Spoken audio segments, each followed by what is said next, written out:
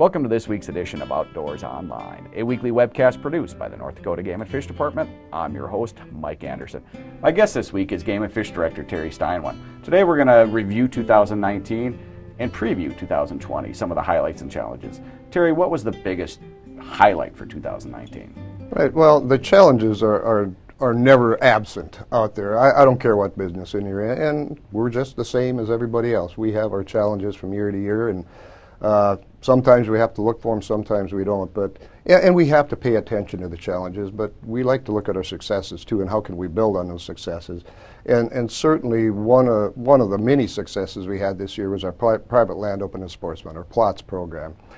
We've been struggling ever since Conservation Reserve Program, or CRP, acreage declined.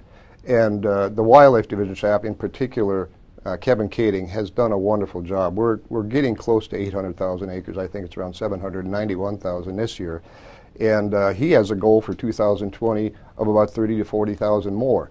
And I think people look at it that, oh, that's just great stuff. It's walk-in access, but there's also habitat related to it.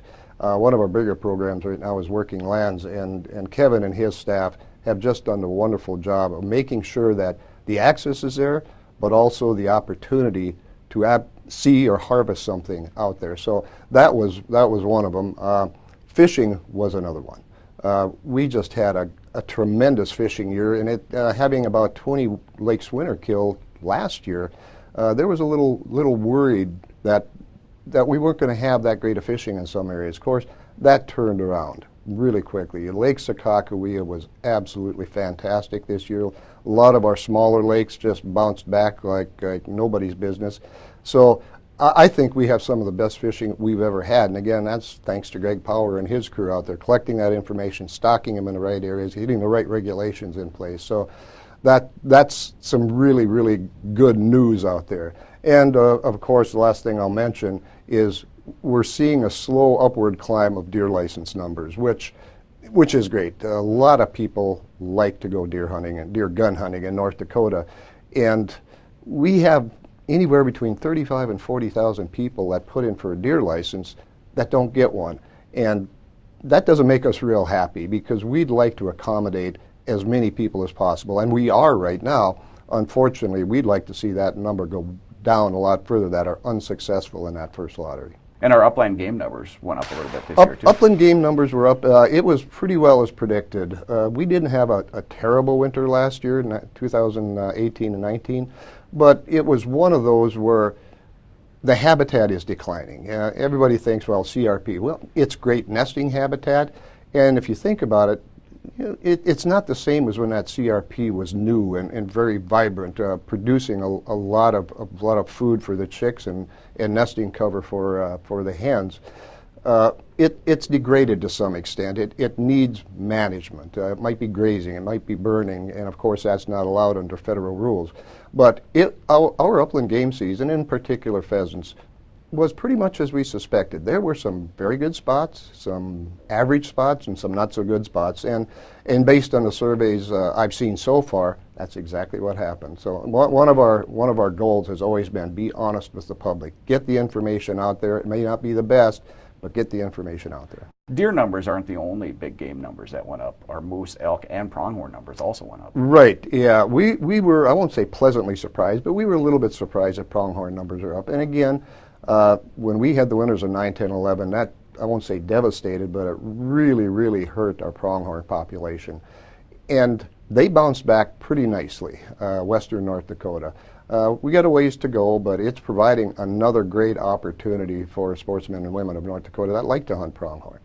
And of course, moose and elk, record number of moose licenses out there, over 400, and over 400 elk licenses also. Now, I'm guessing there are some egg producers out there that are saying well, that's not such great news. Well, for the hunters in North Dakota is, and I have to thank North Dakota landowners. They've been tremendous. We've had some great stories of them helping hunters out there, and I'm guessing they want to get some of their moose off the landscape because they're huge animals. They can do some damage out there.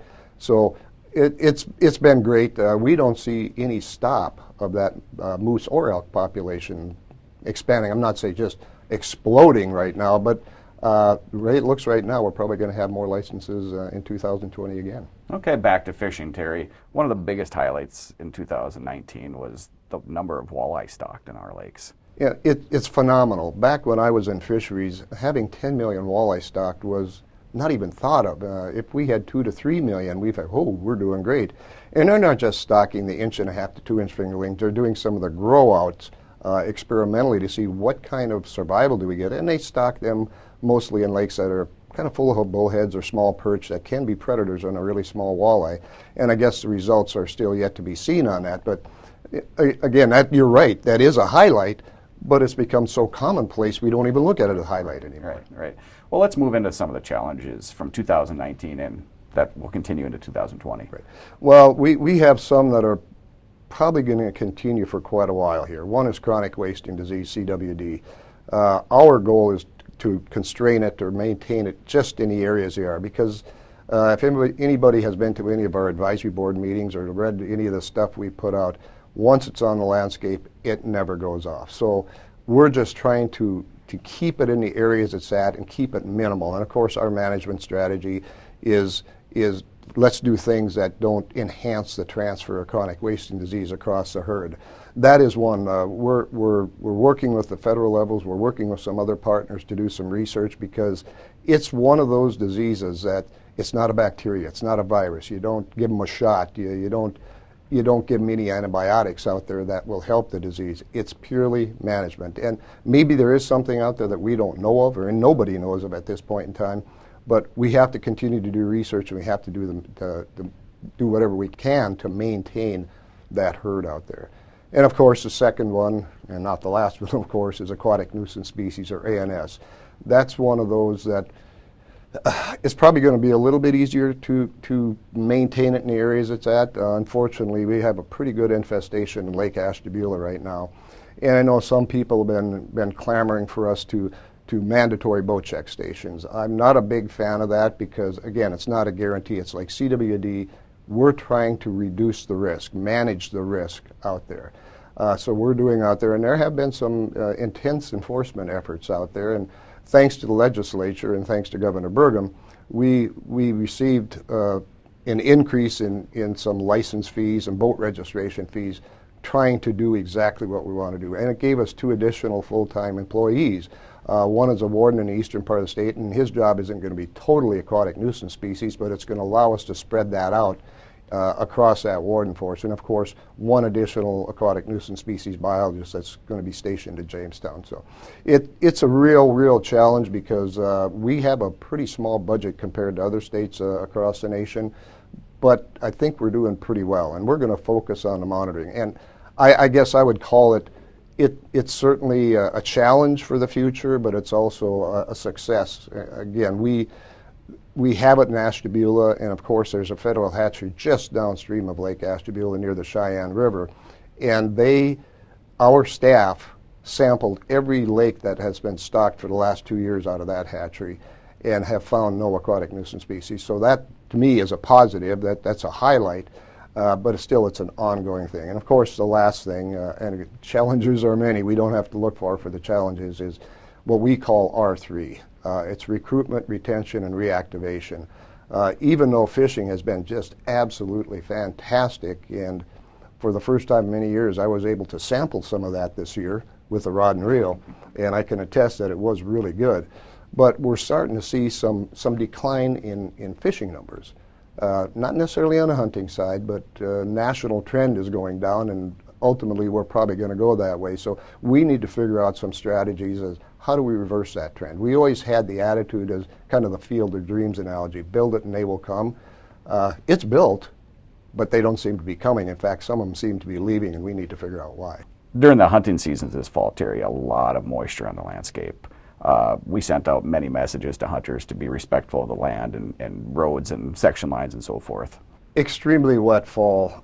I've been around for quite a while. I don't remember ever being this wet. And again, growing up on a farm in central North Dakota, you always had some fall moisture that would delay the harvest a little bit, but never to this extent. We did put a lot of news media out there that hunters, please stay out of the way of farm equipment. Pull off to the side of the road. Don't block an approach.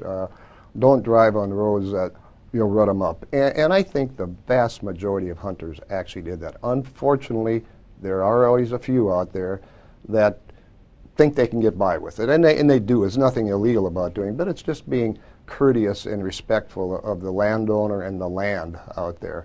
Okay, how's 2020 shaping up? Well, I guess we don't know yet. Winter started. We have a little bit of snow. It's not across the state. It certainly varies, but I think 2020 is shaping up. Fishing-wise, I think it's going to be pretty good, unless we have some dramatic event that really goes to hurt that deer herd. I think we can see another increase in the deer herd again.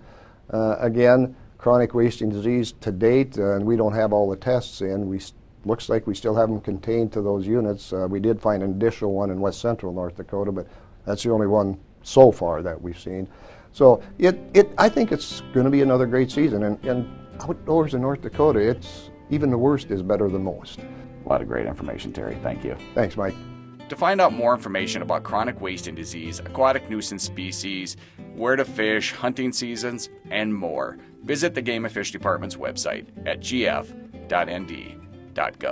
For Game and Fish Director Terry Steinwan and the rest of the staff here at the Game and Fish Department, thanks for joining us for this week's Outdoors Online. We'll see you again next week.